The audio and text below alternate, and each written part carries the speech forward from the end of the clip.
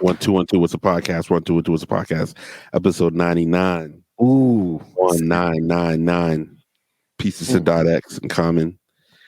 DJ Jerome Baker III. I'm back in the building with my man always available. Hashtag Streetwear Eddie. What's good, fellas? And don't charge Abdul. Yep. Do remember you can listen to What's a Podcast everywhere that podcasts are streaming. What's a Podcast.live for our archive. And I believe we just crossed 100,000 followers on our YouTube. So make sure you're following our YouTube. Just do a quick Google search. You know what I'm saying? But What's a Podcast? We're back, episode 99. You know what I'm saying? We're here. We're almost at the century mark, which is a beautiful thing.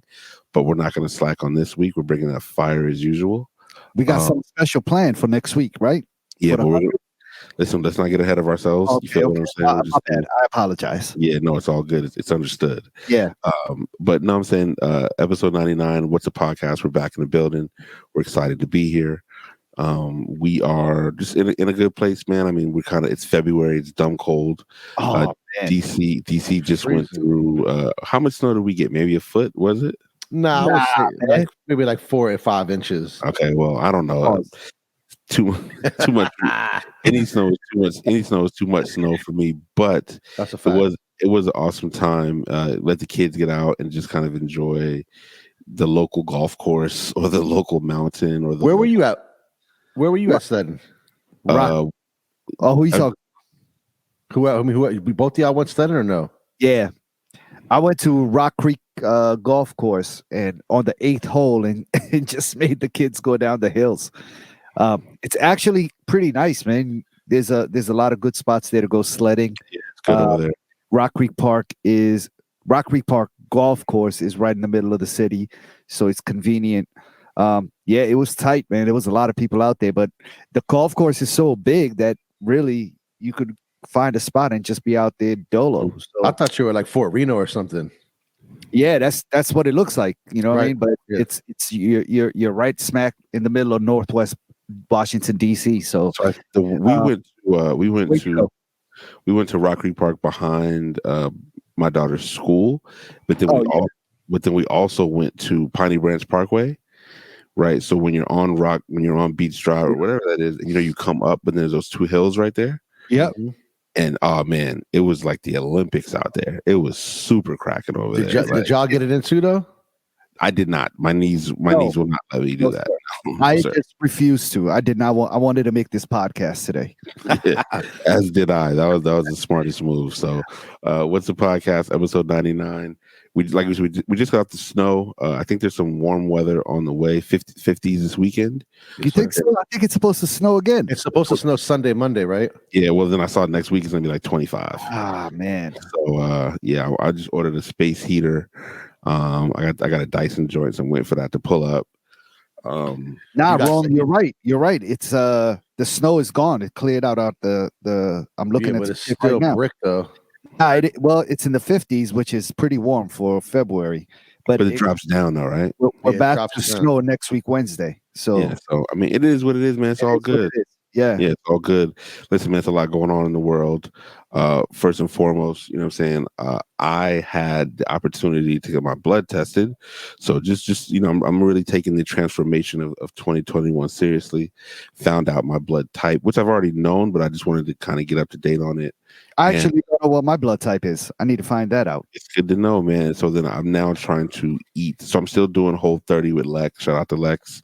I'm so sick of grilled chicken and green beans right now, but it's in a good space. I'm down 5 pounds. You got to switch it up though. Get some other shit in the diet. I mean, that's what I eat for dinner a lot. You know what I'm saying? Okay. But like for breakfast, it's mainly like breakfast sausage. For lunch, there's a lot of fish. There's like soups. You know, I'm making it work. Is the sausage plant-based or plant-based sausage? Okay. Yeah. I'm big into like accessories now. I love like adding just various onions and like Jamaican peppers and all this kind of stuff we talked about earlier. Spice it up. I'm trying to remove as much salt and sugar from the diet. You know what I'm saying? So, and not from the diet, just from the life period. Yeah. You know what I mean? So instead of using seasoning, so adding shallots, adding, you know what I'm saying, things of that nature just to get it cracking. Made my own chimichurri again last week. fire. You know what I'm saying? Nice with it. You gonna bottle it up? You gonna bottle it up? We're gonna bottle it up in that'll be a holiday situation. That's coming on the podcast website, or holiday situation. Are we splitting that 4 ways? That's no. But no. But okay. I did strike out on 3 bikes this week, though. I was ready to order 3 bikes, and they're all sold out. You know what I'm saying? But because they're only like brand new from the Cannondale website. They're on I saw the one that you posted. That one is fire. That shit's crazy. Look, those bikes are $13,000. Yeah. 13,000? 13,500 for one. Yeah. But Cannondale had these joints for like $1,800, $146 a month. You know what I'm saying? I was cool with that. What Cannondale is that? I need to double. I've got it saved to a different, like to Safari, and I'm on Chrome now. I feel you. But it's 2021. 2021, yeah, new bikes. They're just already sold out. You know, why don't you order it from like an authorized Cannondale dealer? I was on the Cannondale site. I was trying to get it from the store. Like I was trying to order it to the store here, because I think is Cannondale or Trek. One of the two. There's a store in DC. Okay, but I think there's Trek in Georgetown on M Street. Yeah, Trek's in Georgetown. Yeah. So either way, I was just trying to get it, and so we'll make it work, man. And also, I didn't know that LeBron James is a part owner of Cannondale. I just read that. Are you serious? Yeah, and he's been a part owner since 2006. Wow. Mav Carter, who's his partner in many things, was on a podcast story, was talking about, you know what I'm saying, their entry into that, because LeBron was in, he's into bikes heavy. In the summertime, he's on Instagram on his bikes around LA. Yeah. And I was like, oh man, let me just, I'll support the brother. LeBron had a busy week. I don't know if you guys saw what happened in Atlanta. Yeah, sideline Karen. Yeah, what do they call her? Courtside Karen. Courtside Karen. Courtside Karen. So basically, she was just a fan who just went crazy. You know what I'm saying? She was quote unquote defending her husband apparently her husband has like beefs with LeBron every game too. Yeah, her husband hates LeBron. Yeah, like hates LeBron. So weird. Now the worst part about that is that you've got Black History Month, but why are you having courtside fans in a pandemic? I don't understand. Atlanta, dog. Listen, Georgia's different. Atlanta, I mean, they get the COVID didn't happen in Atlanta. They got they subscribe to a different set of rules. Yeah, apparently. So nevertheless, man, that's crazy. LeBron had an interesting week, but my bike is on the way. I'm still going to order it, and I mean, I'm going to try to eat closer to my blood type.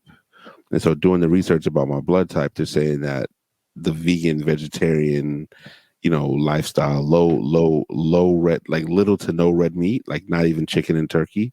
I can cold water fish, so salmon and sardines, lots of onions, lots of ginger. These are all part of the, supposedly A positive. So the A positive. I got a good sardines recipe for you, man. I hate sardines. I'm not going to do it. Listen to me. The way, saute some onions, let the shit brown up.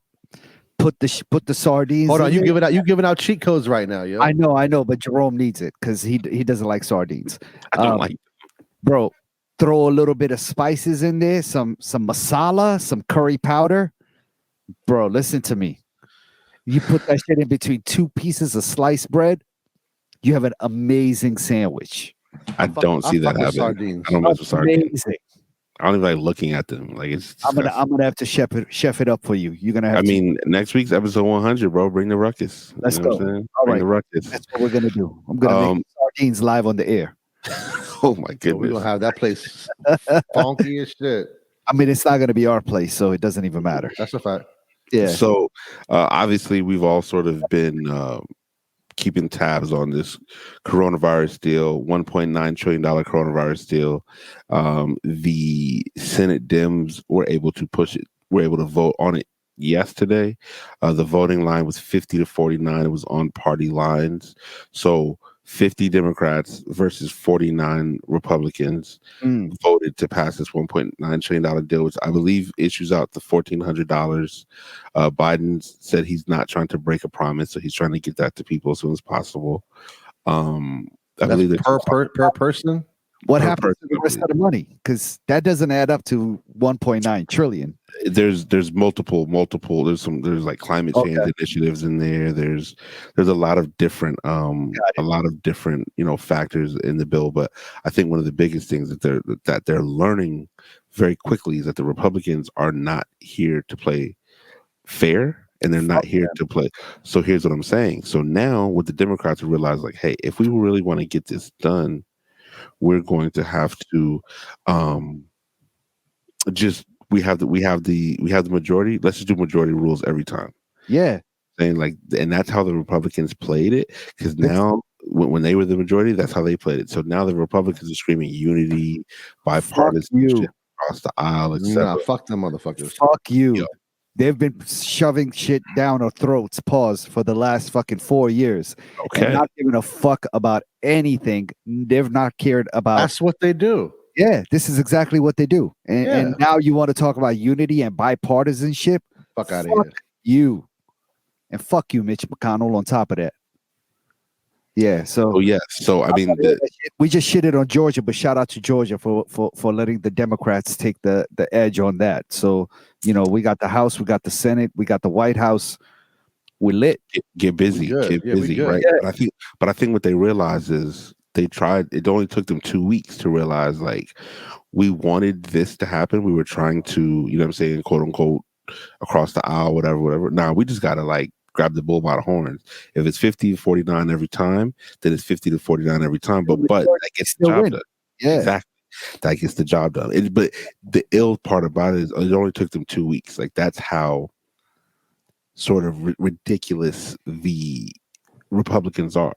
They couldn't play nice for a month. You know what I'm saying? So, nevertheless, we'll see what happens with the 1.9. If you get your stimulus, 1,400, 2K, let us know in the comments. Send your address. Subscribe to our Patreon whenever you get that dough. Yeah. Subscribe, rate, and comment, and let us know when you can buy us lunch. Let us know when you can buy us lunch for our 100th episode coming up next week. Need some sneakers. Somebody should buy some sneakers. Gift us some sneakers. Yeah, I mean, speaking about sneakers, if you look at that Instagram right now, there's some fire. There's some fire on that Whats'a Podcast Instagram right now. So, just do your due diligence. You know what I'm saying? We did ours. You see what it's hitting for out there. You know what it is. You know what it is. So over the summer, there was the name Kyle Rittenhouse. So you guys remember Kyle Rittenhouse? Yeah, of course. That's the bastard from Michigan, or that shot one of the protesters, right? Yeah, I believe he shot. Oh, that's like a 17-year-old kid. He's from Illinois, but he shot 2 people in Wisconsin. In Wisconsin, yeah.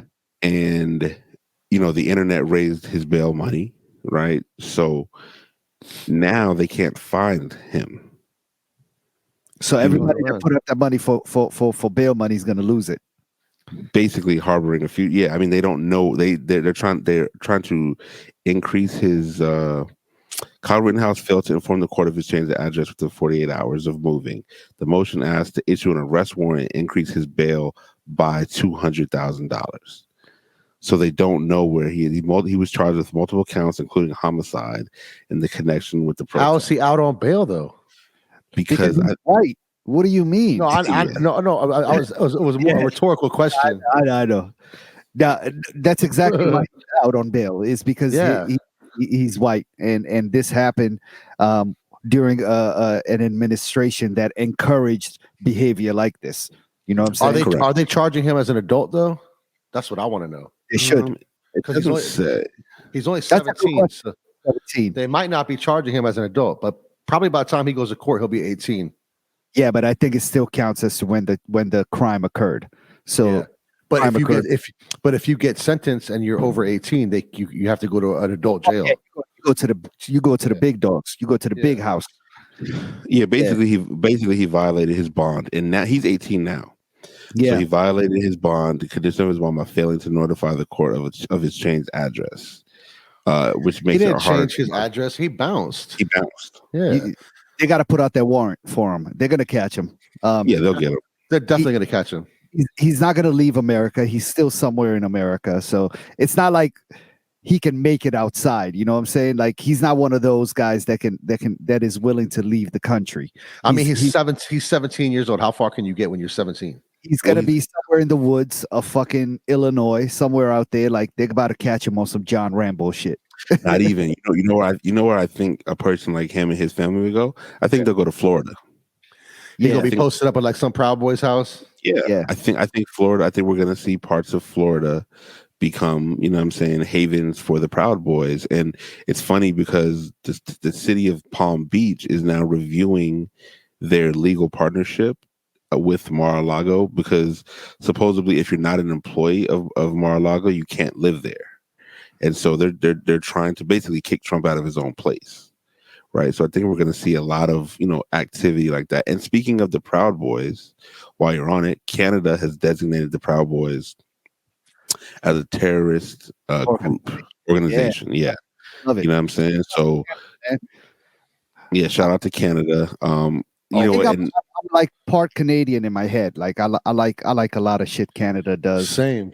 They have their own. They have, not saying they're without issues, but I've always loved Canada. I've always loved Toronto. I love the diversity there. But I mean, listen, there's still a lot of racist shit that happens there as well that we just don't really hear about. But at least I think the country is a little bit more open to people of color than they are over here. So.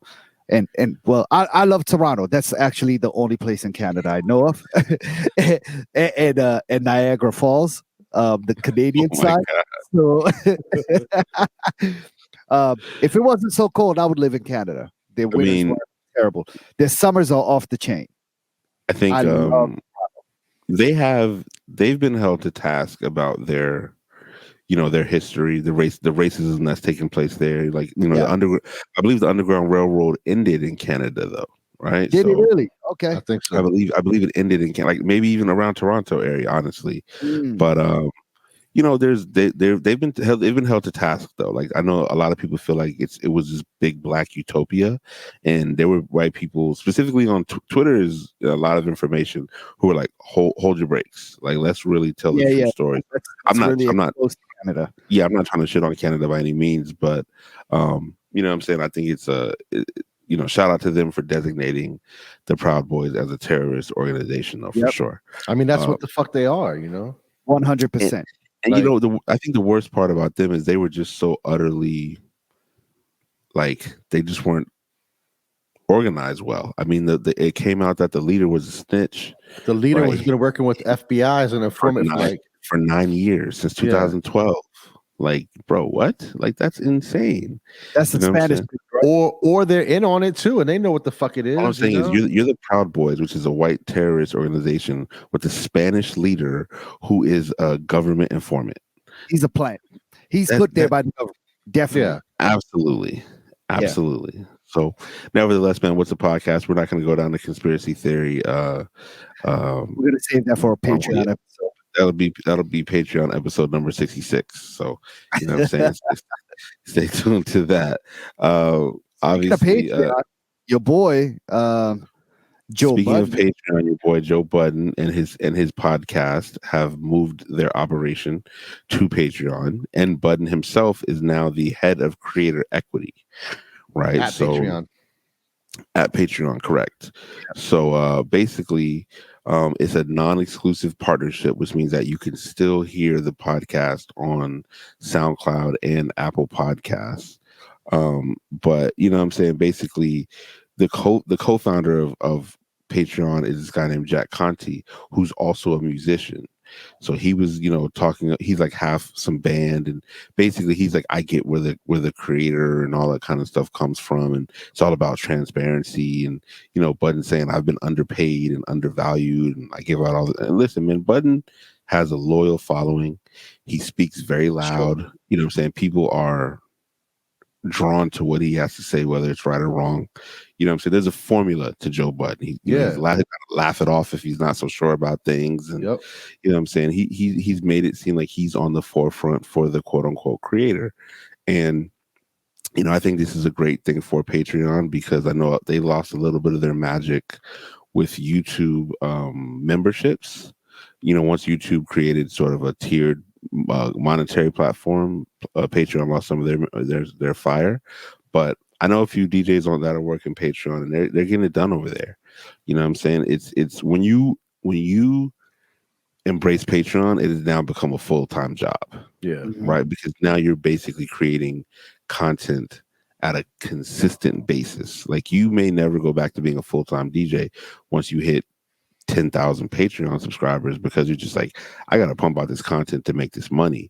Like, what is $400, $600 from a nightclub when I can make that in a day? I can make $10,000 in a weekend if I put out some, you know what I mean? So it's also steady income flow. Like people are committed to paying that every month, right? So yeah, you're getting that dough. Like as the more content you put out, the more people are going to talk about it. The more people are going to subscribe to receive that additional content.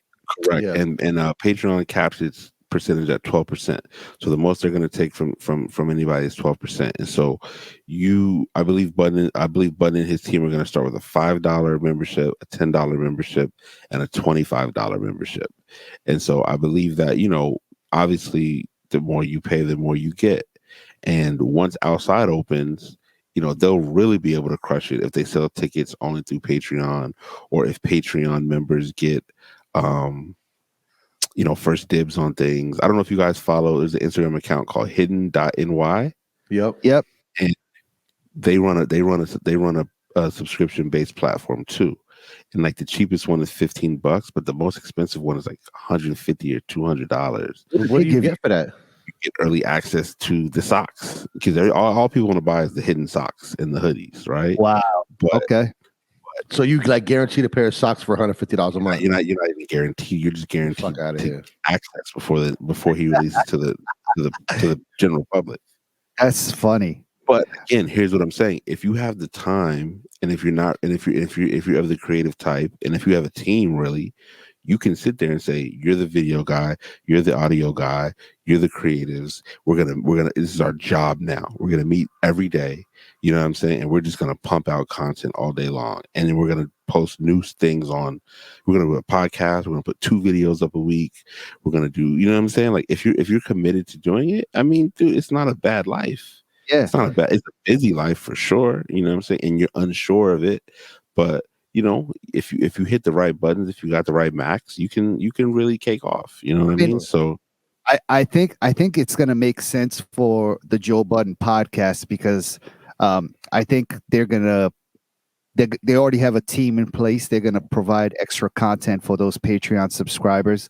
And what's good is that they can still bring in other sponsors, right? I think they're already sponsored by Cash App and maybe 1 or 2 other places. I'm not sure, but Joe Budden, and I'm a fan of the podcast, but he's always since the podcast started, he's been preaching a lot about ownership and equity, and he's now started his own podcast network. I believe it's called the Joe Budden Network. We've talked about it, I think, a few episodes ago. Yep. But what equity is, I wonder, is he providing to his co-hosts who've built this podcast with him? Like, you think, if any? Yeah. Do you think like Rory Maul and Parks and these guys who have actually built this podcast with him, do you think they have any equity on the show? Like, are they owners of it? Like, personally, I'm gonna guess no. I would say no. I'm gonna say yes. I would say yes, but no. Okay. I would say a very minimal amount. I'm gonna say zero equity. Like, I think the only reason why I believe they do is because I feel like that would go against everything he's speaking about. Yeah, I know he does. I mean, I know it would, but I think maybe that's a Joe Budden move, right? I think he probably thinks he they get a good cut of the money coming in and from sponsors and stuff like that, but ad revenue and things like that, everything that he was screaming at Spotify about, and revenue sharing with things like that, I'm gonna guess that they're getting none of that. Yeah, I don't think they're even involved in these conversations of him taking the podcast to other platforms. I don't think they're involved in it, and I think the reason why they're not involved in it is because they have no ownership, so they don't stand a chance to make that sort of decision. And I could be totally wrong, but that's my guess. And if I'm wrong, then fucking No, them up. I mean, it's a conversation. You know what I'm saying? Yeah. I don't I mean, we're just talking. it's a conversation, but I feel like you can't sit here and scream one thing and do the other. It makes you completely hypocritical. You can do whatever you want. Most people do that. Everything, a lot of things Joe Budden does are super hypocritical. But I mean, everything he has built it's based on hypocrisy. No, but his rebrand is based on I'm this authentic figure who's fighting for the creator. And if you're a bad business person because you're stiffing your co-host out of, you know what I'm saying, 2% equity, like I don't think they're getting a huge whatever. For them, it's probably about, I'm getting a check that I can live on. I might even be comfortable, but realistically, I'm also getting exposure that I couldn't pay for.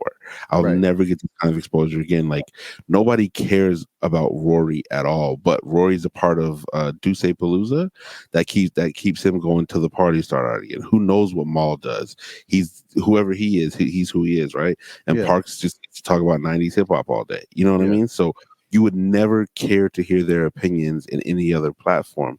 But because Budden's running that ship, I do agree that between him and his manager is this dude Ian, who I think is DJ Premier's manager as well, or like Royce or somebody like that. I don't know.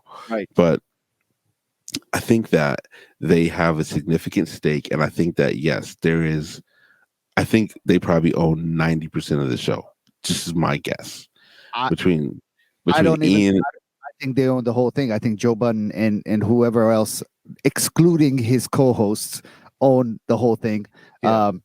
But so you think the co-hosts are getting like minimum wage? No, I don't think so. I think they make a good salary. They probably got a good salary from Spotify, and obviously they're getting a lot of exposure, and they parlayed that into doing other ventures. I can see that happening. Right, but now that Spotify's gone, how are they getting paid? I think they get a cut out of the sponsorship check from Cash App, Patreon and Cash App, and whoever else sponsors the show obviously pays a price to sponsor the show. I think they get a cut out. They just all get different cuts. Yeah, they all get different cuts. I mean, and I think it's Joe obviously gets the major grunt of it, and he probably deserved that. It's his show, but I think it is his show. I don't think these guys have any ownership in it. He owns the intellectual property of that show. Yeah, I think all Rory and Parks have anything to do with that. We'll put it on Twitter tomorrow. By the time this comes out, we'll put it on Twitter, and we'll see exactly where what we can learn, you know what I'm saying, by putting it to the public forum, the most public forum, just because we want to, we just want to be able to have informative conversations. For sure. I think Joe Budden he is a very wishy-washy dude. Like, the same things he's criticized artists for are the same things that I think also made his career not go any further. Like when he was an artist and recording music. So it's weird to hear things like that coming from one dude, because he says one thing and then acts another way. So it's just, it's hard to get that sort of consistency from somebody like that. That being said, the show is very entertaining. I listen to it when I can. But when it comes to ownership, I'd be shocked. I'm willing to put $100 on it that these dudes don't own anything, a piece of that show. You know what I mean? I think they own none of the network, but I think they own a piece of the show. That's just my. I don't think they own any of the show. They don't own any of the network. That's all Budden, right? And as the show's rolling out, as the network's rolling out, they're going to do pretty well, because I think he has two podcasts that are have Black women as hosts and subjects and all that, right? I'm curious to see what the details of that contract look like. You know what I'm saying? Like, we'll put it to the streets, man. We'll put it to the virtual streets. I know Karen Civil is on one of those shows, and she's an astound and a businesswoman as well. So I'm curious to see how that worked out. You know what I mean? And who owns what on that network? I don't think they own anything. Yeah, I think they're just getting a paycheck and that's it, and they're probably happy with that. Yeah. I think so. I think so as well. I hope I'm wrong. And I hope for their sake they do get a cut out of they have some sort of ownership stake in it. Yeah. But I have a crazy hunch that they don't. And maybe that needs to become a thing. Like, you know what I'm saying? Like, people need to call Joe out for what he preaches. You know, he was just talking about potentially wanting the chance to invest in apps like Clubhouse on one episode a week or two ago, or something like that. And you know, like Clubhouse is now become a thing. It got valued at what, $1 billion, and really that whole app has the trajectory that it has because of Black people. You know what I'm saying? They're on there speaking culture. They're on there talking about anything that they want to talk about, and it's really brought they even changed like the picture on the app. Who was on the picture before? It was like a white girl, wasn't it? It definitely was. Definitely. I think it's a monthly thing, but you know, I peeped that too. Right. It was a white girl. It was a white girl. Now it's like a black dude with like a natural cut or something. Yeah. Is it a Black History Month, or it was that before? No, it was before that. Okay. Yeah. So you know, he talked about that, and you know, why don't he wants the chance to invest, and maybe when he said I want the chance to invest, maybe he didn't mean necessarily him, but you know, maybe he means other Black people who are in a position to invest. But I mean, really, I think he meant him. Of course he did. You know what I'm saying? But he dances around words in such a clever way that it's easy to back out of it when he's cornered, right? He can always be like, well, I didn't really mean me per se. I mean, us, you know what I'm saying? Or somebody like me, but it is him. That's what he really means. And you know, also he doesn't know what those dudes have going on, you know? So, I mean, it's an interesting time, definitely. You know, we've seen the underdogs really take over the business world when it comes to even things like stocks and all this shit. Like, you know, everybody who cops sneakers is now talking stocks and shit. You know what I'm saying? Like that's become the new thing. Club promoters. Everybody's a day trader. Everybody's in fucking boiler room over here. You know what I mean? So yeah, it's a lot going on, man. A lot going on, and you know, hustle. I think the hustle is as real as it's ever been. I feel like the people need to be careful, man. They're gonna lose all their money fucking with the stocks. Everybody all of a sudden has become an expert. Like I've never heard of anybody talk about stocks as much as I've heard in the last 3 weeks. Yeah. And I'm gonna go ahead and say 87.5% of those people don't know what the fuck they're talking about. They're new to the game, just like me. Yeah, same. So you got to relax. I think don't bet the house on everything, dog. Like at the end, these motherfuckers hedge funds are called hedge funds because they hedge their bets. All right. So if you might think you're winning, them motherfuckers are winning. They're gonna win in the end. The house wins it all. Big bank always takes little bank, dog. I mean, that's it. Just be smart about your investment strategy. Yeah. You know what I'm saying? But if we're going to talk about, you know, we're going to talk about big bank, take little bank. We're going to talk about, you know, being smart and you know, making smart decisions. If you guys look at the chat, I just put if you guys look at the chat, there's a Louis Vuitton Jamaican sweat. They call it the Jamaican stripe pullover. You are kidding. My God. Jamaican stripe pullover. Shit. So if you're at home, if you're not watching this on TV, it's called Jamaican stripe pullover. It's called the Jamaican stripe pullover, and it's a sweater, which it's a really nice looking sweater. It's green, yellow, and red. Those are the Rasta colors. They're not the Jamaica flag colors. However, the Jamaican flag is black, gold, and green. Yep. Right. This is a $1,400 sweater. So it actually reflects the colors of Ethiopia and the Rastafarian flag. Yes. So there's a photo of Bob Marley wearing a track jacket, which is essentially where the inspiration. I'm looking at the link that you sent, but I don't see Bob Marley. I saw that on another. Okay, I got you. But you know that track jacket, Bob Marley. Yes. I was trying to see if I could find that link real quick. I don't know where. This is crazy. Fucking cultural appropriation at the highest level. The lead designer is Virgil, so I mean, he definitely had something to do with that, right? I don't know about.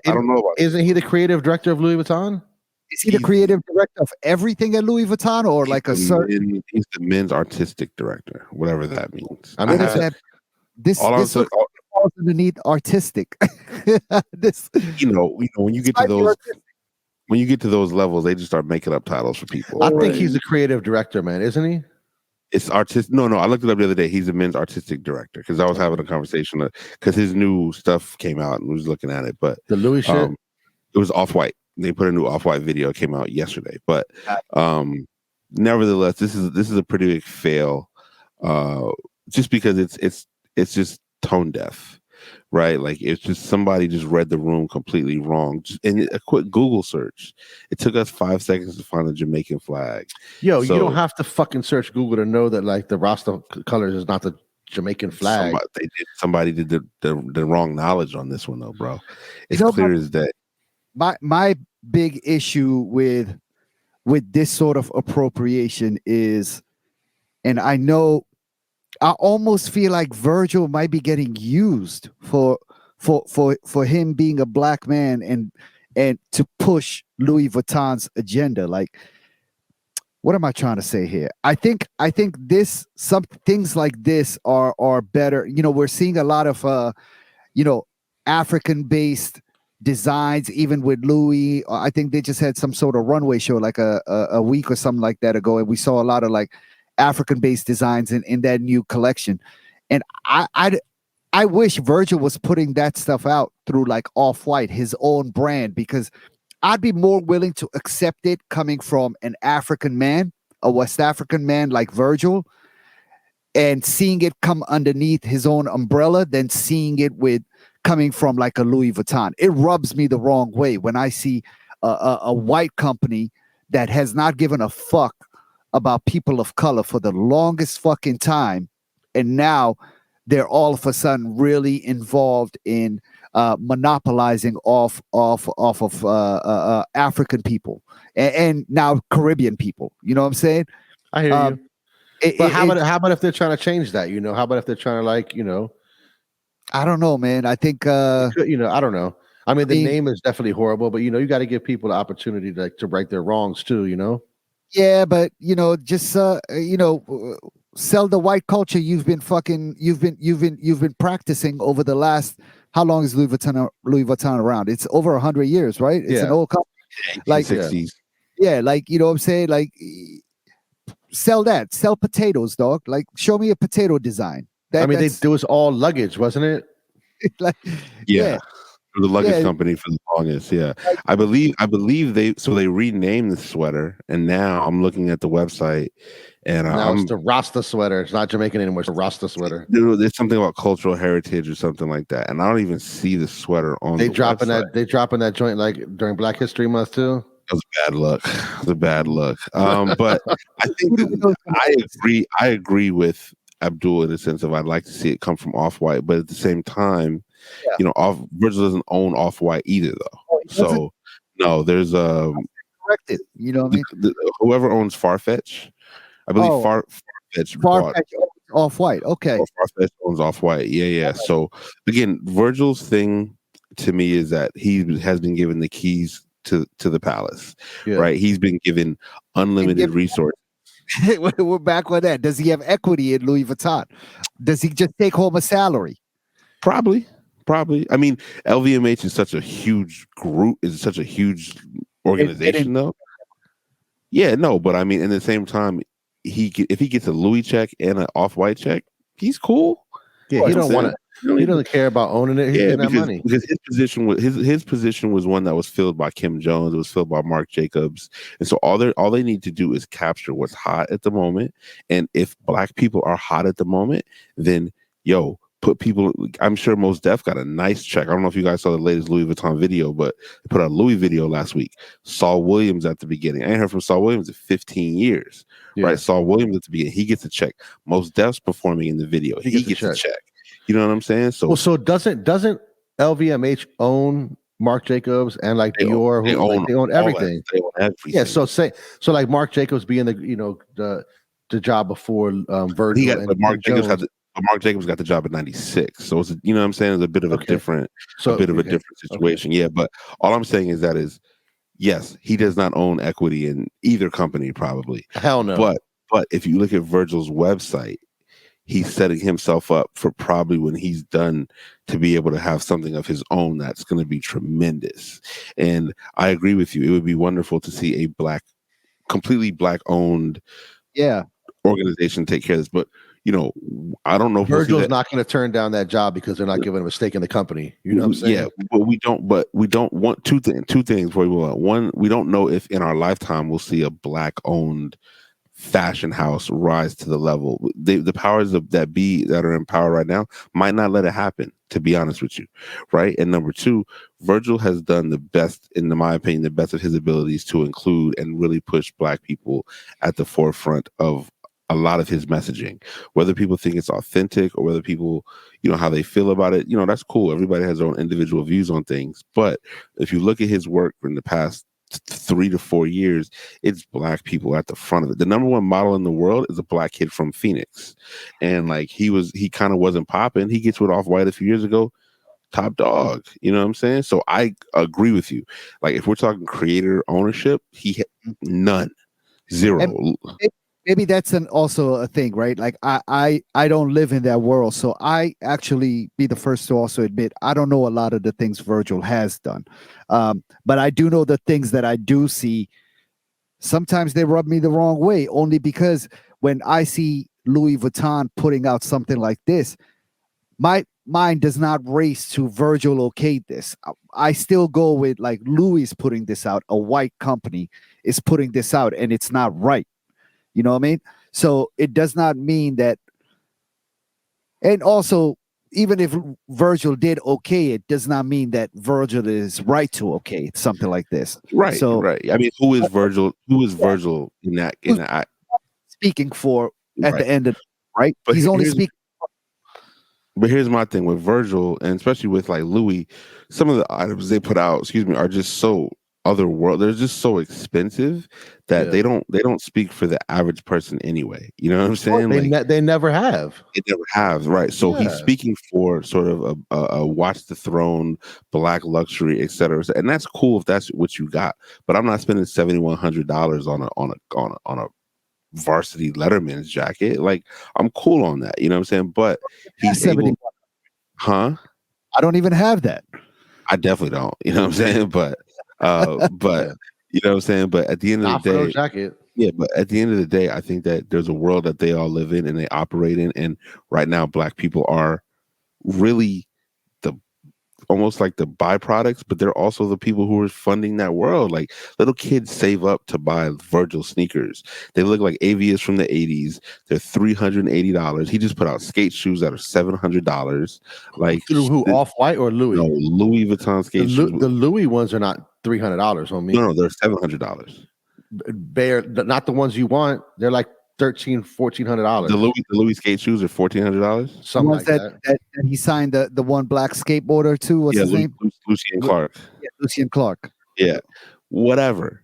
All I'm saying is that if black people are the ones that are keeping them in business right now, then put a black guy at the front, have him push a bunch of black messaging, and we'll continue to make money. Louis Vuitton LVMH's profits were down 17% compared from in 2020. So they definitely took a hit because of the pandemic, but 17% is not terrible. You know what I'm saying? And they're going to bounce back. You know what I'm saying? As long as back, you can come back from 17%.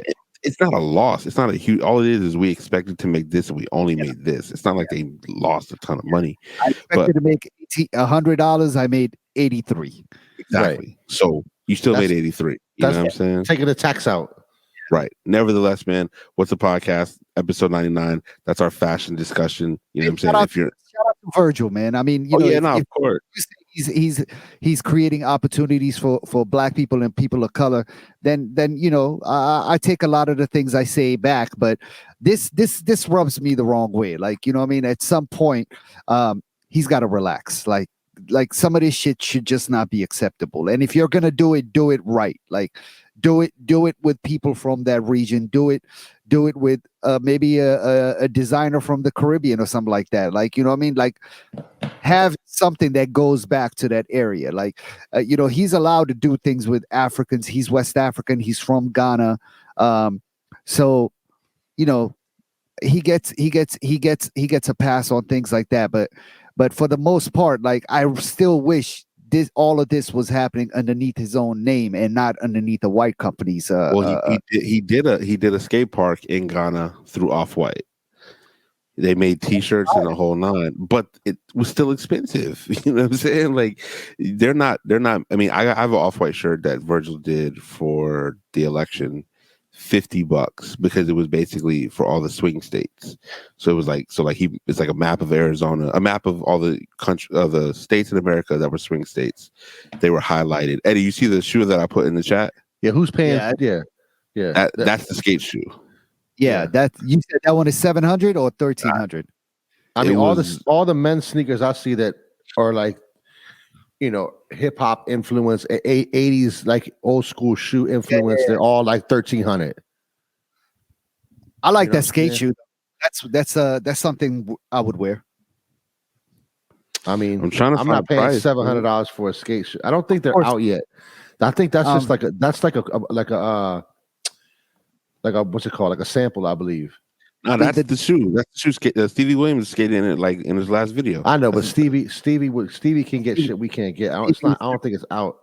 I don't know if it's out, but that's the shoe. It's fully. That's it. You know what I'm saying? But nevertheless, man, that's our skate shoe fashion discussion for the moment. Shout out to anybody who's putting people of color first in whatever they do. It's also Black History Month. We haven't touched on that, but it really needs to be Black History Year. You know what I'm saying? Did you guys see the video of the woman who just finished jogging? So this woman finishes jogging and she takes a selfie in front of her building, like, oh my God, it's just so hot to, it's so hot to blah, blah, and a black dude walks by her and it says, move out of the way, bitch. And then like 2 seconds later, he goes, plus it's Black History Month. And like her face goes crazy. The dude behind her, his face goes crazy. Yo, I watched it 20 times in a row. It's actually an old video from like maybe 5 years ago or something like that. Oh, is it that long ago? Okay. It's a classic though. It's a classic. It's just as good as another one I saw on February 1st was there was a huge like a marathon race or something like that with these 2 white women who were about to cross the finish line and they were holding each other's hands and about to cross the line and a woman, and I think she's from Trinidad. She didn't break through the hands, but she just came speeding from behind and crossed over the finishing line before them and won the whole thing while they were fucking around. They were celebrating. They were celebrating before they had even won. Yeah. And she won the whole thing. And that was another good one to celebrate, to bring in Black History Month. I thought that was great. Another good video, man. Yeah, I mean, last year's just been so trying for people of color, dog. Like, actually, the last like 4 years really have been a lot to deal with for if you're a person of color, and with everything going on with police brutality and innocent Black people dying. Breonna Taylor's fucking murderers are still out there. The cop who killed George Floyd has still not been convicted. Like, there's just still so much happening that it's just hard to really accept America. You know what I mean? Like, a lot has to change before I can change. Did you see Rihanna's tweet? Nah, what did Rihanna have to say, man? So the dude Daniel Cameron, who is the AG, off Louisville, Kentucky, I believe. Yeah, he put out a Black History Month video, talking all this blah blah blah. Rihanna retweets it and says, "What's up, my nigga?" And like she couldn't believe like she was threatening him almost, like, "Sup, nigga? Like, what are you doing? Like, what do you like? You know what I mean?" So Rihanna's a real one, man. Her Twitter, that's great. Was about that. I don't know if you guys saw there was an attempted coup. No, there was a coup in Myanmar. Yeah, I saw that. And did you see the video of the woman who was working out in front of the coup? That was amazing. I had no idea what was happening in the back. I just sent some in the group chat. I see it, Eddie. I see it. Okay. They 1,200. Oh, they are? Are they already out? Or no, yeah, not you yet. Could buy them. No, you could buy them. It's on the Louis site. I don't even know why I'm asking. I don't even have 1,200. But did you see? Damn, I'm about to say, Shorty, Rihanna. Oh, Daniel Cameron is the guy who's also married to Mitch McConnell's niece, right? Yeah, he's a buster. He's a fucking mark. Like, get the fuck out of here. But listen, I mean, happy Black History Month. Support Black businesses. Be empathetic to people of color. I think that's the biggest message I think white people should really take away from this is just be empathetic. You might have everything going your way. Just know that it's not the same for other people. And try to put yourself in their shoes.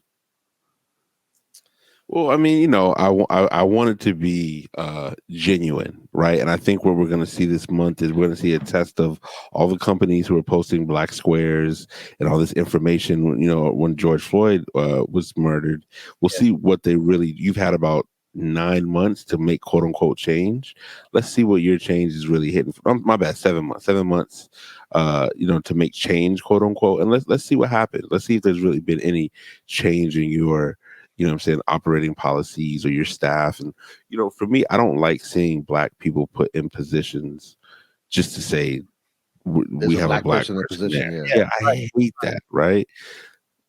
In my mind, in my life, I just want the best qualified person for the job. Right now, we know that historically black people haven't been given the chance to let their skills determine if they're the best qualified person or not. They've just been declined off rip. But now that we're in 2021, put us in positions to show our skills, to let us, because we don't need to be shoved to the top and then fail. We need to be, we need to earn our keep just like everybody else. You gotta be treated equally, man. That's it. Exactly. No, you know what I'm saying? So given a fair chance. That's what I'm saying. Because if I'm not up to task and you put me up to the top and I fail, then you know I'm done for. We talked about confidence earlier. Confidence is a huge thing in this world, and a lot of people don't operate with enough confidence. They mask it through other behaviors. But like me, you know what I'm saying, I believe like you have to have a ton of confidence in whatever you do. But confidence comes from repetition, and it comes from, you know, really mastering your skill. And so we'll see what happens, man. Black History Month 2021, I think it's going to be the most interesting because of the pandemic. We'll see what happens. I know that there was, you know, there's a lot of conversation going on with a lot of movies and you know, I think the Golden Globes released, and there was what's the show? Which Lovecraft. one? Okay. Got 8 Golden Globe nominations, which is fantastic. You didn't like the show? I'm not into that sort of genre of shows like witchcraft, and I need to be watching something. Who likes that suspenseful shit? But beyond, I don't watch a lot of TV. Show, I heard it was a great show. My wife loved it. Like, it's not my cup of tea. Beyond the magic of the show, whatever, the historical context was very important though, and a lot of the stories they told and a lot of the information was very, so like I'm not big into horror stuff. My daughter loves scary movies. She watches them all the time. I'm just over here like, yo, when it's over, let's go outside. I don't like that shit either. But you know what I'm saying, I just feel like we talked about it earlier, like let's just make sure that this is the most authentic Black History Month that we've seen in a while, because it's still very real outside. We still got a double mask, as you should be double masking, right? You know, you still got to see a lot of things. It's Black History Month, and we just saw courtside Karen. Like on the first day of Black History Month, we saw courtside Karen. Like LeBron had to put her and her husband in place, and you know what I'm saying, doing the knowledge. We saw that the husband is like obsessed with LeBron. Like on his Instagram, he literally has posts from different years with him standing right next to LeBron and talking shit about him. Yeah. It's crazy. It's crazy. Somebody got to, like, dude needs to be smacked. And she was like, she pulled her mask down and was screaming at LeBron, and they were like, "Yo, what are you doing?" Like, I heard that's what got them removed. It wasn't even, it was the mask. She like pulled her mask down and was screaming at, like, you know. But again, number one, why does the NBA have courtside seats in a pandemic, right? Number two, right, they reviewed all the tape. Like Bleacher Report or one of those sports sites reviewed the tape. They said all you can hear LeBron say to him is old steroid ass. Like that's all he said. I mean, he's on steroids. Yeah, like he's 60 and the girl is 25. He owns one of the largest liquor distribution companies that people use it here. He owns the company called Republic National. Okay. LeBron said he thought he was talking to a father and daughter. Yeah.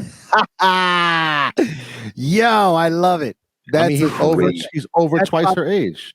That'll definitely make you hot. Like somebody tell you that, and you out there with a young joy, like, yo, you out here with your daughter? No, excuse me. He's out there with somebody's daughter. Out there with somebody's. Episode 99 was a podcast. We've been killing it so far. I really like where we are. We're gonna keep it quick. Bro, real quick, we spoke about Black History Month. One of the things I am interested and happy about, a brand that I really like and fuck with, Air Life, is releasing these HBCU hoodies that are dropping on February 8th with what's the name of that place? Urban Outfitters. And Champion. Are you grabbing a Hampton joint? Grabbing 4. Ooh, 4. You put it actually, I heard the Hampton one's already sold out. How can it already be sold out? Come on, it's the hottest one on the block, B. Like, here you go. Well, one of the owners went to Hampton, but I would just go with him. Yeah, but I don't think it's going to be sold out. We gotta go to Urban Outfitters. You're planning on getting all 4 Hampton? Well, what were you planning on getting? What colleges? Only Hampton. I went to Hampton. But if they're already sold out, then what were you gonna do? I don't know if they're really sold out. I'm just saying. But he's just saying they're sold out because he went to that's the hottest one. They already sold out. I heard that Howard one's collecting dust already. The Howard one is fire. I think I might have to grab that. The Howard one is dope. The Morehouse one is super dope. But yeah, those are dropping. When is February 8th? Is that this weekend? Or that's Monday, right? I think it is Monday. Next Monday. Yep. Yeah, February 8th. I'm gonna be on their website, trying to get a couple of hoodies. Are they all gray hoodies? With just the Yeah, I think the writing is just different. They're just like the Ahmaud Arbery sweatshirt you have, like same font, everything. I don't think it's the same font. I think this might be. Looks similar. Coltrane put it up, right?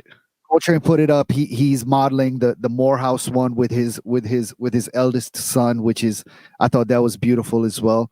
I think it's navy blue writing, if I'm not colorblind. But either way, the shit is fire. The Morehouse one is dope. Howard University's fire. Howard is listen, Howard stock is going through the roof, dog. Like they're out here, they're out here collecting. They're like GameStop right now. I ain't gonna hold you. That Hampton one looks amazing, though. I'm looking at it right now. That joint is cracking. Is it in the Hampton blue or is it in just the promo video? Is I'm about to put the promo video in the chat. Is black and white. Yeah, promo video, but the font does look like the Ahmaud Arbery font from earlier this year. Yeah, got you. And I wish they would release that James Baldwin one. Man, I need that. I'm reading a Baldwin book right now. I really want that Malcolm X one. Yeah, that would have been like fire. That'd have been like OD on the same company, same hoodie, but I would have did it. You know what I'm saying? Yeah. But yo, shout out to A-Life. That kid's name is Trey. Trey went to Hampton with me. Actually, I'm really good friends with one of Trey's line brothers. That's my man. So see how many hoodies I can get for the low. But no, I'll pay full price for these. You guys support. But no, you're right, man. I'm of course I'm a fan of Hampton, but if you go to any HBCU, big ups. Like, it's an amazing experience. It's a life-changing experience, to be honest with you. And it's something that you're gonna, I have multiple group chats that I speak to my homies in every day that we all went to college together. You know what I'm saying? My best friend, she went to Hampton with me. So, you know what I'm saying? It's just a lot of it's just an amazing experience, man. And so you know what I mean? It's dope. So February 8th, get yours. If we don't get online, I'll run to Urban Outfitters. Is Urban Outfitters open? Georgetown? Are they open? I believe so, yeah. Okay, so run to Georgetown. If not, I think there's an Urban at Tyson's. They also one on 7th Street, right by the that closed. That was done, really? Yeah. Oh, yeah. Damn. Yeah. They got a big one in Tyson's. Yeah, so if not, I'll definitely run to Tyson's a cop. So it'll be all good, man. Get you one for sure if you can. We also wanted to give a quick speak since A Life is a New York institution. We speak about New York institutions. We want to give a quick rest in peace to Ricky Powell. He was a very important photographer in the early days of sort of Def Jam Records, hip hop. You know what I'm saying? He chronicled a lot of Beastie Boys and Run DMC and things of that nature, man. So, rest in peace to Ricky Powell. He passed away a few days ago. You know what I'm saying? So They say how he passed away. They did not. They said like heart failure or something. Okay. Got it. Yeah. So they did not say. Okay. Well, so that's what it is. My bad. I'm sorry. Yeah. Episode 99. What's a podcast? Obviously, we've all known people who are just multi hyphenates. Creatives in the biggest and best sense of the word. And one of those is Questlove. Questlove just celebrated his 50th birthday a few weeks ago. Believe the beginning of the year, and just yesterday on Twitter, Sundance revealed that Questlove, who is now a director, he created a documentary that is called The Summer of Soul, and the documentary won the U.S. Grand Jury Prize and Audience Award at Sundance. So it's called, the complete name is Summer of Soul, or When the Revolution Could Not Be Televised. And the documentary is about the 1969 Harlem Cultural Festival dubbed the Black Woodstock. And basically what they did was it was a free festival. They got footage from hundreds of people that had never been seen before. And so, you know what I'm saying? The festival, a lot of the footage sat in a basement for 50 years, and they put it together. Performances from Nina Simone, Sly and the Family Stone, Stevie Wonder, Staple Singers, B.B. King, and many other legendary artists. Sounds fire. When is it coming out, or is it already out?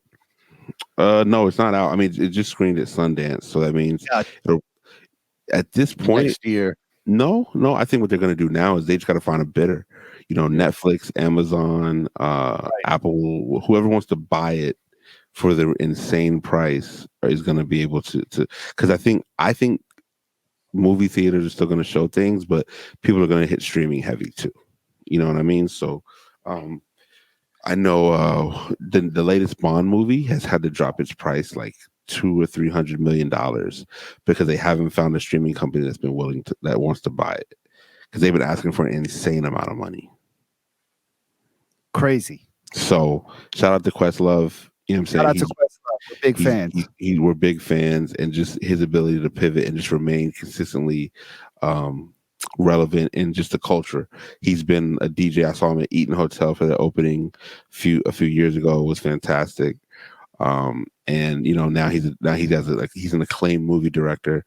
So who knows what else, I'm saying, we'll get. We know that by the end of this year, I'll be an acclaimed movie director. And there we go. I'm saying, screenplay writer. I got the first 5 minutes in my head. I just got to put it to, you know what I mean? So at this point, well, I haven't been by myself since we made the announcement on the last podcast, right? Who's in the first scene with you in the first 5 minutes? Is it you and Kellen? No. Does Kellen have a mask on in the first 5 minutes? Yeah, Kellen has a mask on. Yeah, no, we're walking. It's 2021, so I'm walking with the mask on in the first scene. So it's got to be you. It's got to be you and Bella. You and Bella being. I think it's me. Right now, I have me walking home from Commonwealth. Hold on, you probably on a bike. No, me walking home from Commonwealth is the with a mask on is how it's playing out of my head. You got to have Ghostface Daytona 500 playing in the back. Like that's. I can do that. I had, like, when I'm in the morning getting dressed for school back in the day, that's what I want to have playing in the back. Like as I'm lacing up my sneakers. And remember that one scene in Juice when Q was getting dressed in the morning and he had music playing? Yep. Well, for me, it was Daytona 500. Like that's what I had to have playing. Like while I'm getting fresh, like that beat playing, like, yo, that's the shit. Hell yeah. So speaking of Daytona 500, there's a producer by the name of Ninth Wonder who just interviewed Bob James. Very, very ill. Did you watch it or no?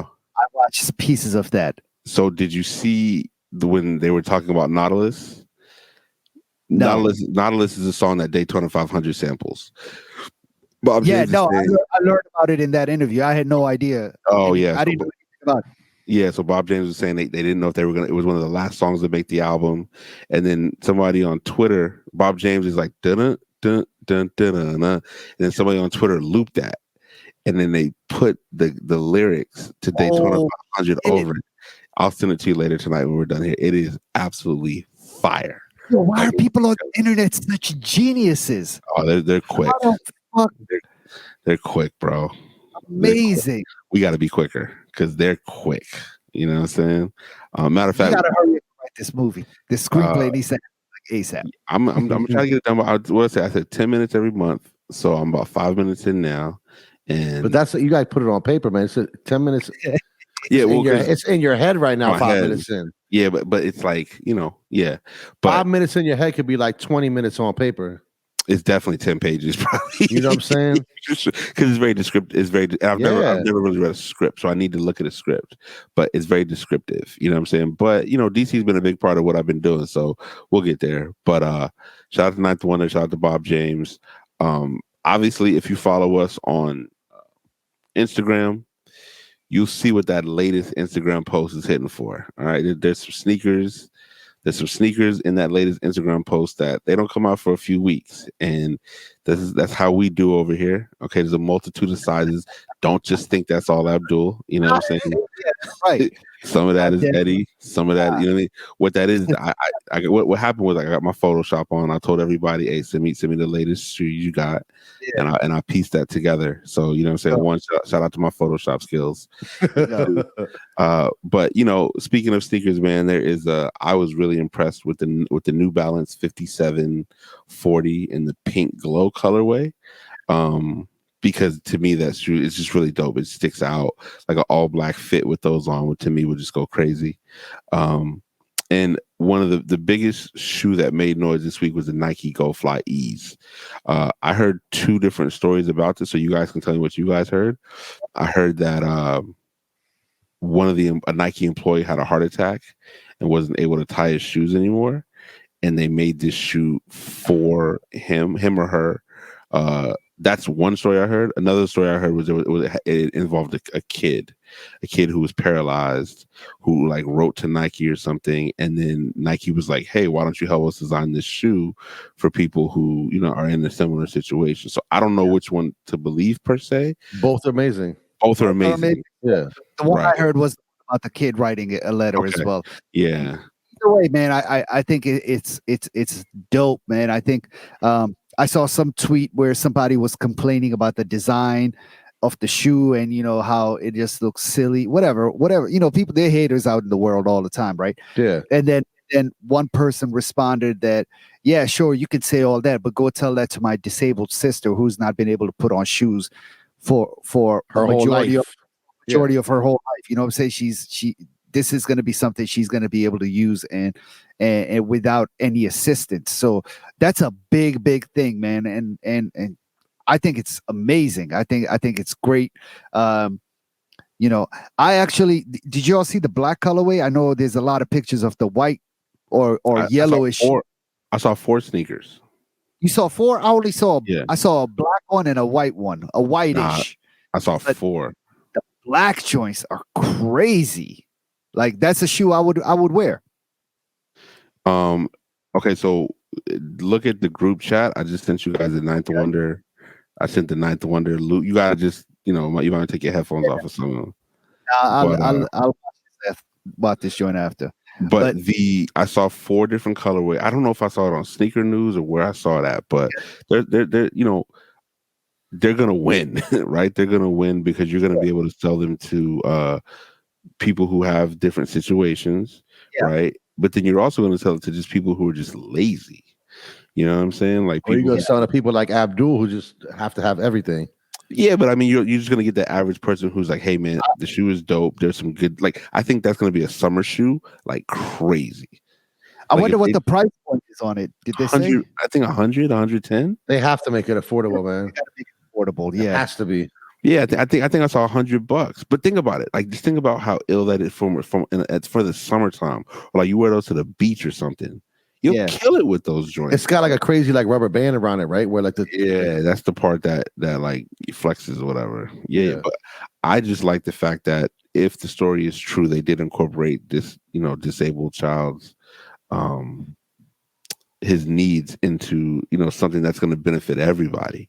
You know what I'm saying? And like, I think Nike does a great job of like when they want to make something happen, they go above. Just today they released their first like fully recycled basketball shoe or something like that. And you know, it's the Nike Go Unity or something like that. And you know, Nike, again, their goal is to make a lot of money and also dominate the marketplace. And they have really no competition. I love the Jerry Lorenzo at Adidas move, but like it's not going to be able to hang. Yeah, It's not fucking with Nike. I don't know if it's even registering on Nike's. Yeah, I think you know what I'm saying. I know what you mean. I think Nike, while their main purpose is, of course, to make money, but in the process, they definitely do things that better the lives of a lot of people. You know what I'm saying? I think what they do with the Dornbecker program and working with that hospital in Portland and having kids who are critically ill design sneakers has raised not just a lot of awareness for the sicknesses that kids have, but you know, it's also generated a lot of money for that Dornbecker hospital program. You know what I'm saying? And that cancer ward or whatever ward it was that they run that program with. It's just so, you know, all this money that, you know, we've seen what endless funds can do, right? It can create a vaccine in the middle of a pandemic. When you have any amount of money at your disposal, you know, you can fucking have a vaccine out for a worldwide pandemic in 9 or 10 months. So, you know, speaking of vaccines, what's up? I don't have it yet. Abdul and I got the second shot today. Second shot. Let's go. We're gonna be maskless for the rest of our lives. That's not true. I'm not. Not true. No, not true at all. We're definitely still gonna be double masking. And I still got the bottle of sanitizer in my car that I clean my hands with as soon as I set foot in my car. It's just become a habit now, dog. Like as soon as I touch a door handle in anywhere, I come back to my car, and that's the first thing I do before I even take the mask off. Is I sanitize my hands, and I got the alcohol wipes. I got extra masks in my trunk. I got rubber gloves. My shit is like a fucking pharmacy. You heard? Yeah, like you got that's the whole operating room. I got everything. I could fucking take your appendix out in my trunk. So that's just our life moving forward. Yeah. That's just what's gonna happen. It's our new reality, our new normal. Yeah, I run through a ton of wipes and sanitize every week. It's like every time I step at the house now, I'm almost like, I'm just go buy some more because, like you said, you touch a door. Yeah, I got the pocket size joint I keep in my pocket at all the times. You know what I'm saying? I got it in my car.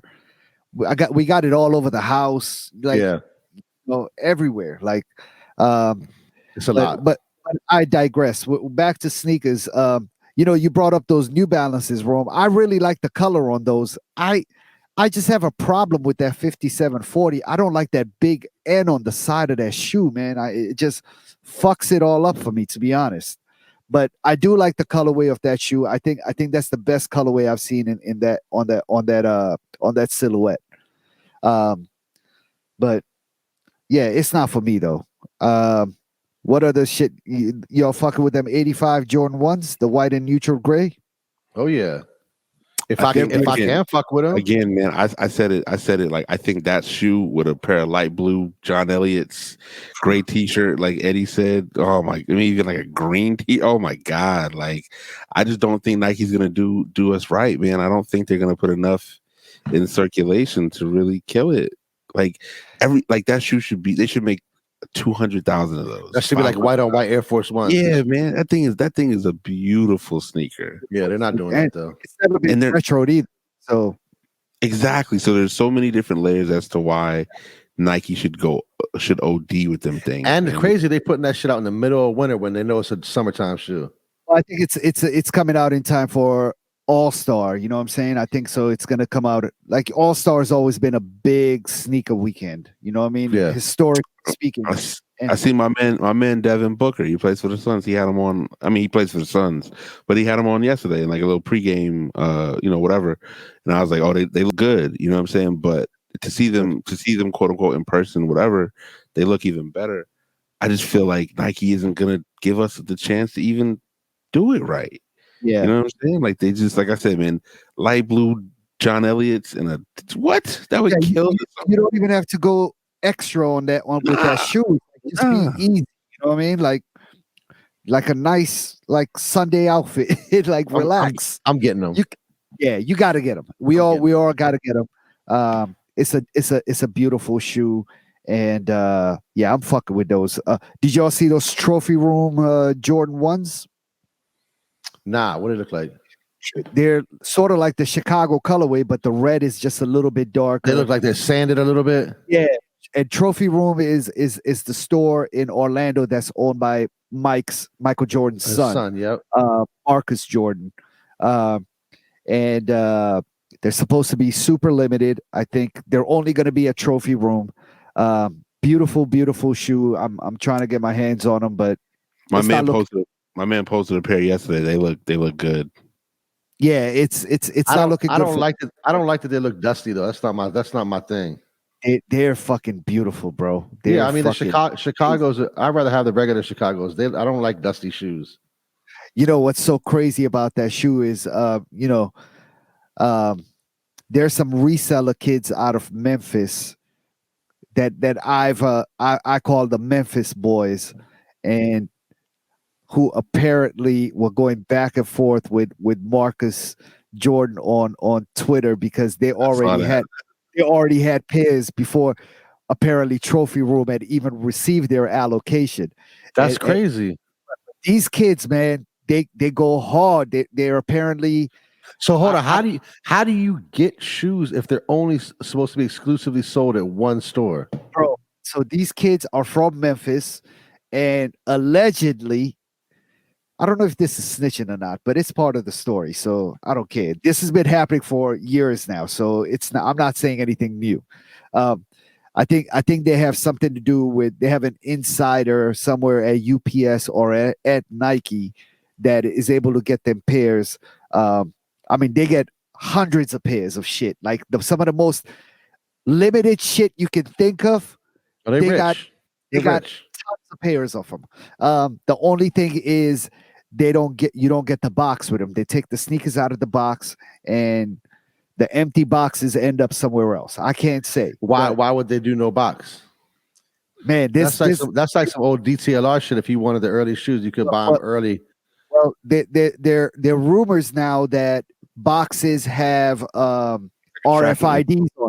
Yeah. And so if you're, say, working at UPS, which we don't know if these people are, I'm just allegedly coming up with a scenario in which I could see people leaving the box behind. Is, let's say you work at UPS and you know what package, and Memphis is a big hub for Nike. I think their distribution center is based in Memphis. Yep. And have either internal UPS or something built into the organization, right? Where UPS delivers all of Nike products that are shipped within the US. So if you work there and you know that there are RFIDs on all of these boxes, then they could potentially be tracked. What do? You take the fucking sneakers out of the box and send the boxes to whatever destination they need to go to. And if you're getting all these boxes of sneakers, you're just going to open them up and there's just no shoes inside.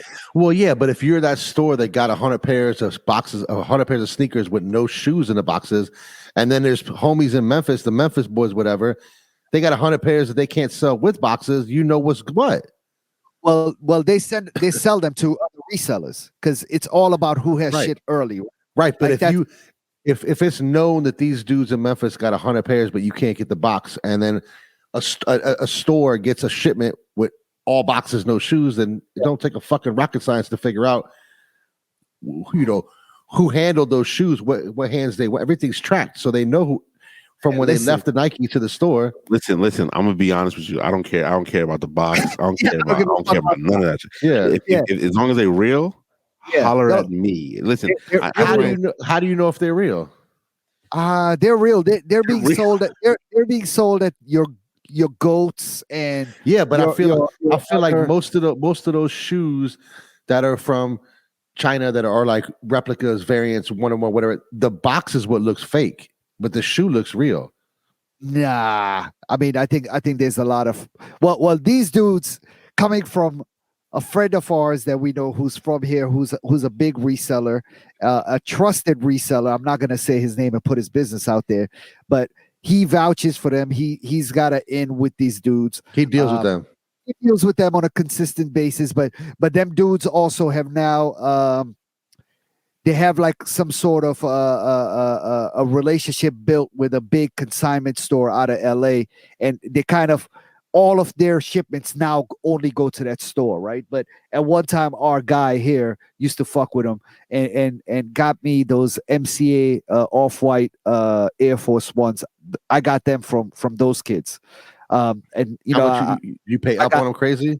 no, I got an amazing deal on them. I'll tell you guys off air, but way like not even half of what market value is. Like Wow. less than that. So Wow. and it was my birthday like 3 years ago. I treated myself. So Yeah. but anyway, so they go back and forth with the dude Marcus Jordan on Twitter. And so he's like, because they have all these pairs on their Instagram and it's all over Twitter. People are tagging Marcus Jordan on there.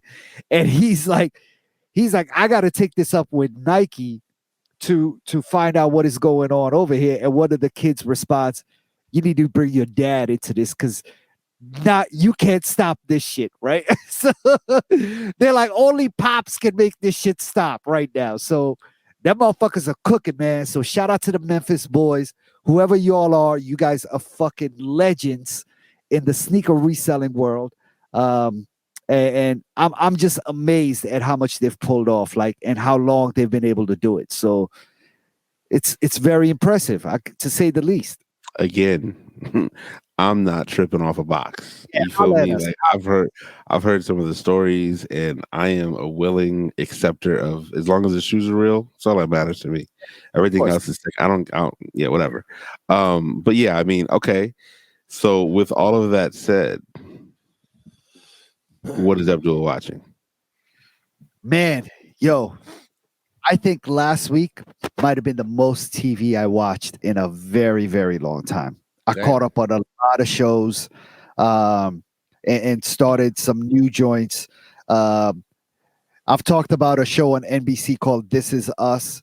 They started back up their, what would this be, the winter season? Like they started again in January of 2021. So they had a holiday break from last year and new episodes started. Let me tell you something. It's getting crazier. You know, the storyline is getting insane. There's a character on there that did not know he had a mother, and now he's finding out more about his mom. Listen, go watch This Is Us. If you've never seen it before, start on season 1, episode 1. I promise you're gonna cry. It's a great show, and this season is even getting better. So I watched that. There's another show on CBS that I watch called SEAL Team. It's about Navy SEALs, and they go on these operations, and it's an interesting show. And I caught up on that. SEAL Team on CBS. Blue Bloods on ABC. I don't know if you guys watch that, but it's a super Republican show. I want to say it's on ABC with Tom Selleck. He plays a police commissioner. All of his kids are in the New York City Police Department. His daughter's like a district attorney or something like that. And it's a show that really what's the word I'm looking for? They really don't see the wrong in police brutality. They find a way to somehow defend it, and the police somehow always end up being right in some of these episodes. So but you know, sometimes you got to watch some of these shows to see how the other side feels, right? I know you'd be cursing at the TV on that whole show. And I promise myself I'm not going to watch it again, and then I go back to it. It's a love-hate fucking relationship with that show, but I've been watching it for 8 or 9 seasons now. And, you know, if there's nothing else on TV, I'm going to catch up on Blue Bloods. But the movie that I really watch on HBO Max, The Little Things with Denzel, Jared Leto and my guy from Mr. Robot, who always looks like he has something sour in his mouth. It's a new movie called The Little Things. It's on HBO Max right now. Really, really, really good writing about a potential serial killer in the early 90s in Southern California. And yeah, I really love this movie until I'm not going to give it away because I'm sure a lot of people haven't watched it. And while some people have been really enjoying it and loved it, I did like it, except for the last 15 minutes. I was very disappointed in the ending of the movie. I think I didn't get any closure as to what really happened with the serial killer, this, that, and the other. I'm not going to give a lot of it away. You guys should watch it, actually. Eddie, that's a movie you should watch with your girl. It's dope. I'll put it on my list right now. Yeah, watch that joint. I watched another movie on HBO Max called Too Big to Fail, which is an older movie, but it's got a lot of big names in it. It's about the real estate bubble popping in like 2008 or 2000. I think 2007 going into 2008. Really, really well done movie. A lot of big name actors, good acting. So if you did not understand that real estate crisis and those derivatives and the mortgages and all that shit, this is a great movie to watch it because it's not just a documentary. It's actually like a real movie, and it's done very well. Tekashi 6ix9ine got a doc coming out on Showtime, man. Like I think it's out. Oh, it's already out? I think so. Listen, I'm gonna watch it. It goes because Abdul watches fucking everything. No. I understand Abdul's purpose. I'm not mad at that. I'm not sure. Yeah, why does he? Because him and his team were reaching out to every rapper that you can imagine to try to get a song. Benny, I want to say Freddie Gibbs. They reached out to everybody imaginable. Why would they? Out of all people, why the fuck would they reach out to Benny or Freddie Gibbs? You think either one of them dudes is fucking with him? Because I think if they if they give those guys a big enough check and they do get on a song, Benny ain't doing it, and it validates them. It validates 6ix9ine again, right? Nah. So yes, absolutely. Abdul's 100% correct. That's the reason why. I'm not saying they're. I'm saying, but they're not. Freddie Gibbs ain't doing it, and Benny's not doing it for sure. Yeah. So, but I think that's the reason why they are doing it. They're hoping to bring him back. I think his last album or his last project, whatever the fuck it was, did terrible, and they're now starting to feel the pressure. You know what I'm saying, of him not putting out good music or people not embracing. I think it's a wrap for him. Yeah, listen. I mean, you do sucker shit happens to you. But I'm gonna watch this documentary. That being said, because I have no alliances with anything like that. I'm looking to see what the story is. Who tells this story for one, or what his side of the story is, even his side, or whose story am I really listening to? You know what I'm saying? Now, I won't be able to tell that until I watch it. Like, and if it is 6ix9ine's side, I'll be able to tell right away. Like, I can spot the bias like off rip. So of course. That being said, that was it. Shout out to a friend of the show, Eddie Wong, who has a movie coming out called Boogie. It's coming out March 5th, and you know what? Movie theaters are not open yet, so I'm not exactly sure how this movie's coming out, but there's a chance it might be streaming or maybe even in select movie theaters. But it's called Boogie. It's a story. It's a New York City high school basketball story. And listen, if you haven't seen the trailer, go watch that shit, man. And rest in peace to Pop Smoke. Pop Smoke was in that movie. It's his first and last acting movie, what do you call it? Acting gig that he's ever had. Rest in peace to him, and shout out to Eddie again, man. The trailer looks amazing. I can't wait to watch it. So yeah, that's all I got for movies. We're kind of short on time, to be honest. I think we've gone over. We killed it. No, we killed it. We got a few more minutes left.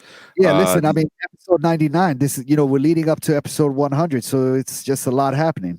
Yeah, I mean, listen. The only thing on the music for me is Madlib put out a new album last week. It's fantastic. It's like music to do work to. It's an instrumental album. There's nothing really. Okay. There's no That's rap dope. on it per se, but it's just a dope Madlib album. Like, what's it called? I don't recall. I just What's the album art look like? It looks like something weird, a sunburn or something like that. Okay. Sunburn. The album is called Sound Ancestors. I got it already. Yeah, and so it's just an instrumental project, but like I said, I haven't been by myself, and which is all good.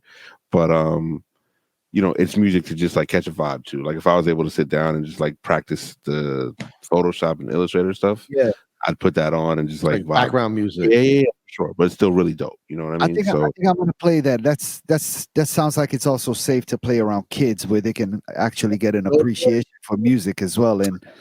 And so I'm about to do that. I'll just have that joint playing in the house and 100%. let them. They can learn 100%. a little bit about Madlib. Yeah, there's something else musically that was out there, but I just don't recall it being of anything as important as that Madlib, Madlib project. But yeah, man, I mean, episode 99 was a podcast. We absolutely destroyed it. Shout out to the Day Trader. Shout out to Black History Month. Shout out to Rihanna. You know what I'm saying? Shout out to the Memphis boys. Shout out to the Memphis boys. Shout out to you know what I'm saying? A-Life, HBCU hoodies. Shout out to us. Shout out to us, of course. We're 99 episodes deep. It's incredible. Hell yeah. I think we showed our respects at the proper time and took a break when the pandemic jumped off and when the country was just at war with itself. And so, but other than that, man, we've been consistent for 2 years. 2 years now. Yeah, 2 years now. Like around February in 2019, and we've recorded in various situations, and our equipment continues to upgrade, and our output is going to continue to upgrade. So thank you to everybody who has subscribed on any and all platforms, who DMs us, consistently, who leaves comments on Apple Podcasts, or who subscribed on Patreon, wherever you tap in with us, man. We appreciate it. Truly appreciate y'all. The best is yet to come. You know what I'm saying? We're still figuring a lot of things out. We're just heating up. Yeah, we're just heating up. Shout out to Modi.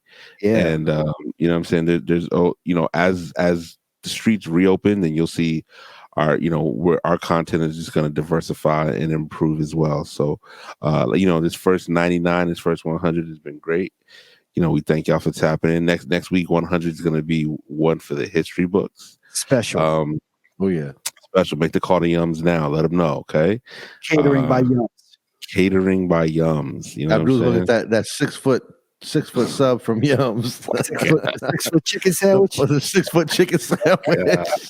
I don't want no parts. Yo, anyway, episode 99. Shout out to my man, Don't Charge Abdul. Yes, sir. My man, always available. Hashtag She or Eddie. Yo, peace. I'm DJ Jerome Baker III. Remember, you can listen to Whats'a Podcast everywhere podcasts are streaming.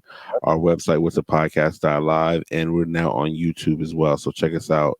Subscribe on YouTube. Smash that like button. Smash the like button. Peace. Rest in peace to Screech. Oh, yeah.